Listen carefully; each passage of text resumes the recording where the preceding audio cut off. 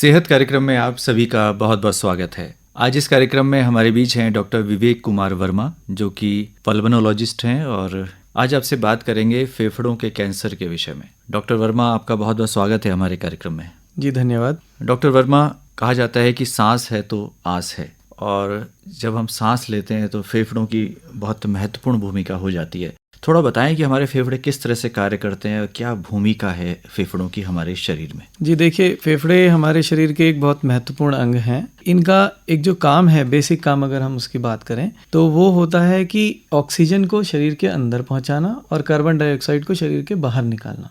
Oxygen हमें पता है कि शरीर का ईंधन है। हमारा शरीर ग्लूकोज और ऑक्सीजन के आधार पर ही चलता है, जिसको ब्लड सप्लाई के द्वारा शरीर के विभिन्न अंगों में पहुंचाया जाता है और सारे शरीर के अंग काम करते हैं। तो सीधी सी बात है, अगर ऑक्सीजन की कमी हो जाएगी शरीर के अंदर फेफड़ों के ना काम करने की वजह से या किसी भी वजह से, तो दूसरे अंग भी काम करना उतनी अच्छे से नहीं करेंगे और धीरे धीरे शायद काम करना बंद कर देंगे। तो इसलिए फेफड़े बहुत ही महत्वपूर्ण हैं और इनकी देखभाल करना भी जरूरी है, क्योंकि एक महत्वपूर्ण अंग है शरीर का। इसलिए इन सब चीज़ों का ध्यान रखना हमें जरूरी होता है। जी, फेफड़े ठीक तरह से कार्य करें, इसके लिए क्या ज़रूरी है? देखिए, फेफड़ों को नुकसान पहुंचाने वाली जितनी भी चीज़ें हैं उन चीज़ों को किसी भी तरह अवॉइड किया जाए, जितनी भी तरह हम उनसे बच सकें उनसे बचा जाए, और फेफड़ों को हेल्दी रखने के लिए जो एक्सरसाइजेज हैं उनको नियमित रूप से किया जाए, बुरी आदतों में ना पड़ा जाए, और अपना एक रेगुलर चेकअप के जरिए ये जाना रखा जाए कि हमारे फेफड़े की स्थिति किस तरह की है। जी, आपने बुरी आदतों की बात की, तो हमारा सीधे सीधे आशय धूम्रपान से है या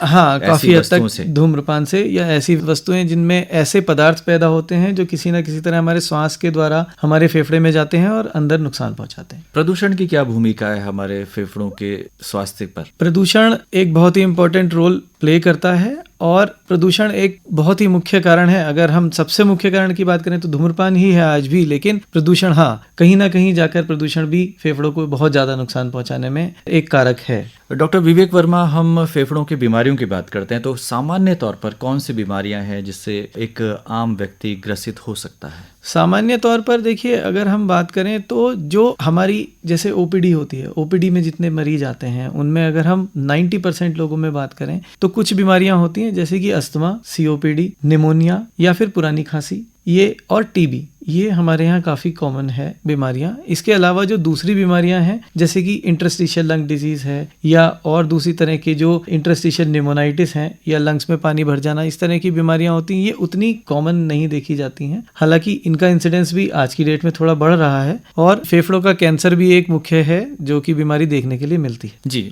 हम जानना चाहेंगे कि फेफड़े का कैंसर क्या है, क्यों हो जाता है? देखिए, फेफड़ों का या किसी भी शरीर के अंग का जो कैंसर होता है वो एक एबनॉर्मल ग्रोथ होती है शरीर के अंदर। उसी तरह से फेफड़े का कैंसर भी होता है। तो फेफड़े का कैंसर शरीर में किसी न किसी वजह से बनता है। उसके कारणों में मुख्य कारण कुछ हानिकारक पदार्थ हैं जो शरीर के अंदर पहुंचते हैं फेफड़े के अंदर, और वहां जाकर कुछ ऐसा वातावरण पैदा करते हैं कि एबनॉर्मल ग्रोथ होना शुरू हो जाती है, जिसकी वजह से उसे हम कैंसर का नाम देते हैं। मेडिकल की भाषा में उसे कैंसर कहा जाता है, और वो आगे यूजुअली प्रोग्रेस करता है अगर वो हम शुरुआती स्टेज में नहीं पकड़ते हैं या उसका इलाज सही से नहीं करते हैं, तो ये आगे बढ़ता है।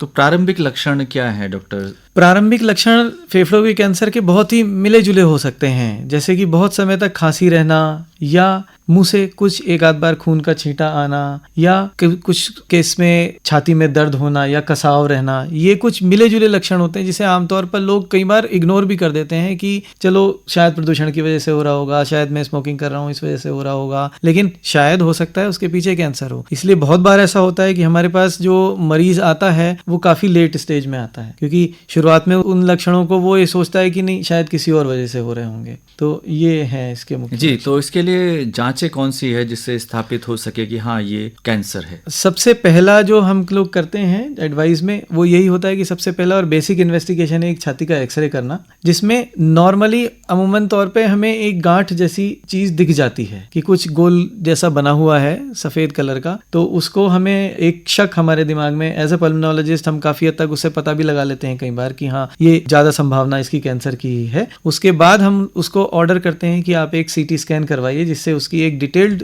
चीज पता लगे, उसके अंदर की संरचना पता लगे कि कैंसर किस तरह का है और फेफड़े के किस भाग में स्थित है। जहां तक उसका स्थिति है, उस स्थिति के अनुसार फिर उसके आगे की इन्वेस्टिगेशन या जांच डिसाइड होती है, जिसमें आगे की जांच में हमारी बायोप्सी आती है या फिर दूरबीन द्वारा जांच, जिसे ब्रोंकोस्कोपी कहा जाता है, वो आती है। जी, इसका इलाज संभव है डॉक्टर वर्मा? जी, आज की स्थिति में बात करें तो इसका इलाज बिल्कुल संभव है और काफी कारगर इलाज भी मौजूद है। जैसे अगर हम बात करें आज से 20-25 साल पहले की, तो फेफड़े का कैंसर एक ऐसा कैंसर माना जाता था कि जिसमें संभावनाएं बहुत ही कम है, क्योंकि आगे लोग देर से ही प्रेजेंटेशन में आते थे और देर से बीमारी पकड़ में आती थी और बहुत अच्छी सुविधाएं मौजूद भी नहीं थी, सच पूछे। लेकिन आज की समय में बहुत अच्छे इलाज और कारगर इलाज इसके लिए बहुत मौजूद हैं। एक बार पुनः कारणों पर आते हैं, तो प्रमुख कारण क्या देखे गए हैं? जी, सबसे प्रमुख कारण है इसका धूम्रपान। धूम्रपान ही ज्यादातर 90% केसेस की अगर हम बात करें तो उनमें मुख्य कारण मिलता है धूम्रपान की वजह से हुआ है। अगर दूसरे कारणों की बात करें तो वातावरण प्रदूषण हो गया, जो कि ऑटोमोबाइल है, इंडस्ट्रियल है, दोनों तरह का पोल्यूशन है। स्पेशली डीजल से निकलने वाला धुआं इसके लिए ज्यादा कारक माना गया है, उसके अदर देन जो दूसरे हैं। कुछ ऐसी इंडस्ट्रीज जिनमें कुछ ऐसे हानिकारक पदार्थ हैं, जैसे कि सिलिका हो गया या रेडॉन, जहां पर यूज होती है गैस, तो वहां पर ऐसा देखा गया है कि फेफड़ों के कैंसर होने के चांसेस ज्यादा रहते हैं। तो अगर हम बात इस चीज की करें कि धूम्रपान है, तो धूम्रपान सबसे कॉमन कारण, सबसे मुख्य कारण धूम्रपान ही निकल के आता है। अब बात करते हैं कि इनको स्वस्थ कैसे रखा जा सकता है फेफड़ों को, तो आप किस तरह की जीवन शैली अपनाने की बात करते हैं? देखिए, मैं ये शैली अपनाने की बात करता हूँ कि सबसे पहले जितना हो सके आप इन चीज़ों को बदलें जो हमारे अंदर चल रही हैं। जैसे कि हम अगर धूम्रपान की आदत है, या अगर हम खुद धूम्रपान नहीं कर रहे हैं, हमारे साथ वाले व्यक्ति धूम्रपान कर रहे हैं और उनका धुआं हमें लग रहा है, पैसिव स्मोकिंग जिसे बोलते हैं, तो उस व्यक्ति को भी उतना ही रिस्क होता है जितना कि एक्टिव स्मोकिंग वाले व्यक्ति को रिस्क होता है। जो माताएं बहनें पहाड़ों में चूल्हे पे खाना बनाती हैं, धुआं होता है, उससे भी रिस्क बढ़ता है। तो रिस्क फैक्टर्स को हटाना है, किसी भी तरह हम रिस्क फैक्टर्स को हटाना ही चाहेंगे। बहुत सारी जगह में हमारा हाथ में होंगी वो हटाने वाली चीजें, बहुत सारी जगह में हमारे हाथ में वो नहीं होंगी हटाने वाली चीजें।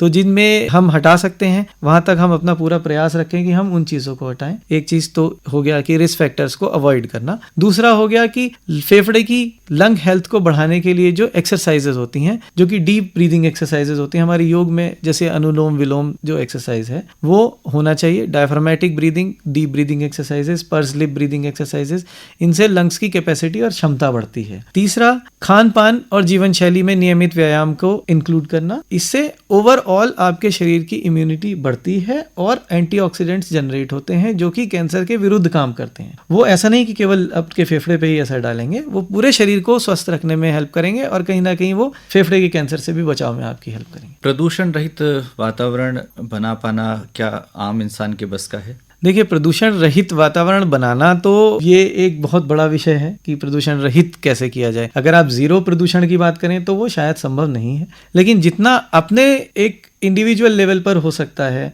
वो ये हो सकता है कि आप अपने घर में साफ सफाई रखिए, घर में पेड़ पौधे लगाइए, आसपास पेड़ पौधों का ध्यान रखिए, वृक्षारोपण करिए। इसीलिए सरकार द्वारा अभियान चलाया जाता है कई बार वृक्षारोपण का, पेड़ को ना कटने दिया जाए किसी भी तरह, और प्रदूषण से मुक्त रखा जाए। कॉमन ट्रांसपोर्ट का प्रयोग किया जाए रादर देन कि हम अपनी अपनी अलग अलग कारें लेकर चलें, जिससे कि प्रदूषण किसी भी तरह कम हो पाए। मास्क लगाने की आदत हम लोगों को पड़ गई और कोरोना के कारण हम लोग जागरूक भी हुए, तो मास्क का अगर हम नियमित प्रयोग करें तो शायद हम बहुत चीज़ों से बच सकते हैं। देखिए, हम इन्फेक्शियस डिजीजेस से बच सकते हैं, ये बिल्कुल सच बात है। और जिन इंडस्ट्रीज में ऐसा काम होता है जहां पर ऐसे पदार्थों का उत्सर्जन बहुत ज्यादा है, वहां पर मास्क रिकमेंडेड है, लेकिन एक जनरल पब्लिक में मास्क की रिकमेंडेशन नहीं है। किसी भी साइंटिफिक सोसाइटी ने ये नहीं प्रूव किया कि अगर हम मास्क का उपयोग 100% कर देंगे, सभी लोगों को लगाना है, तो इससे कुछ बेनिफिट होंगे। तो डॉक्टर विवेक वर्मा, हमारे श्रोताओं को अंत में क्या कहना चाहेंगे कि किस तरह से हम खास तौर से जो लंग्स की बीमारियां हैं उनसे बच सकते हैं और उसमें भी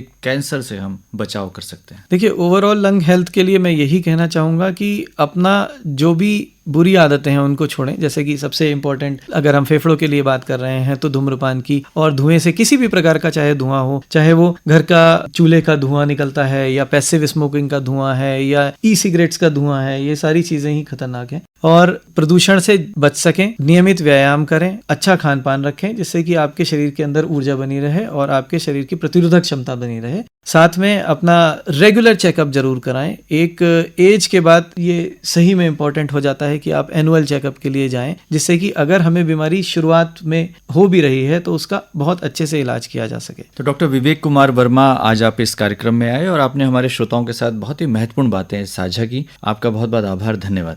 धन्यवाद।